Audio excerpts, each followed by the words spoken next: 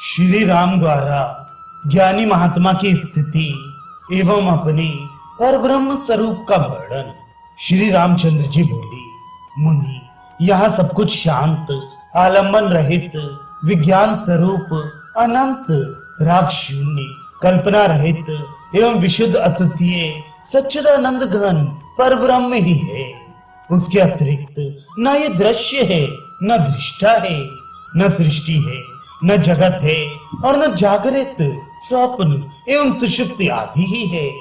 ये जो कुछ दिखता है वह सब असत्य ही है। मुनि, इस भ्रांति की उत्पत्ति कहाँ से होती है, इस बात को विचार करना भी उचित नहीं है, क्योंकि भ्रांति के अभाव का अनुभव हो जाने पर भ्रांति रहती ही नहीं, तो उसके कारण का विचार करना कहाँ तक संगत हो सकता है। निर्विकार एवं ज्ञान स्वरूप परब्रह्म में भ्रांति हो ही नहीं सकती।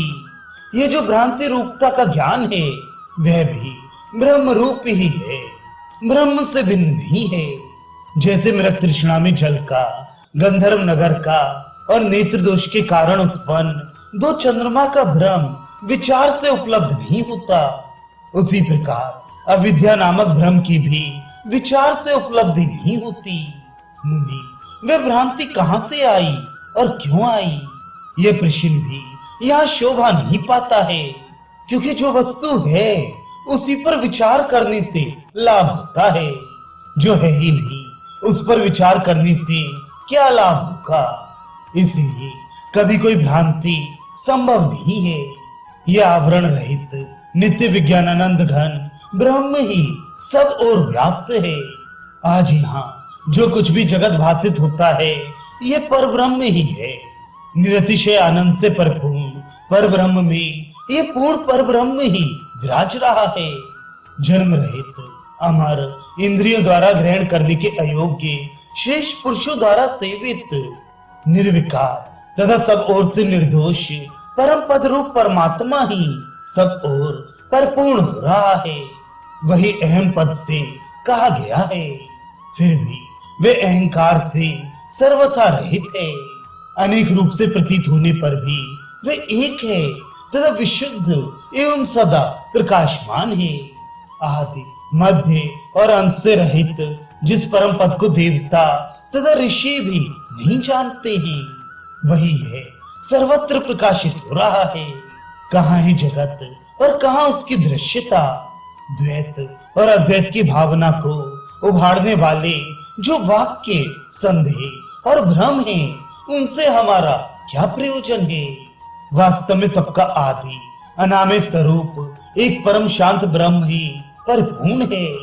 अपरिच्छिन्न उदय वाले सर्वव्यापी इस पर ब्रह्म का साक्षात्कार हो जाने पर अज्ञानी की दृष्टि में स्फुरित होने वाला संसार रूपी पिशाच तत्वज्ञ की दृष्टि में नष्ट हो जाता है।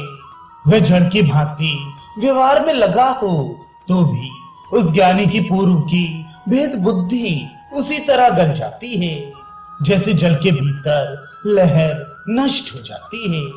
यह वास्तव में न तो अज्ञान है, न भ्रम है, न दुख है और न सुख का उदय ही है। विद्या विद्या, सुख दुख सब कुछ निर्मल ब्रह्म ही है।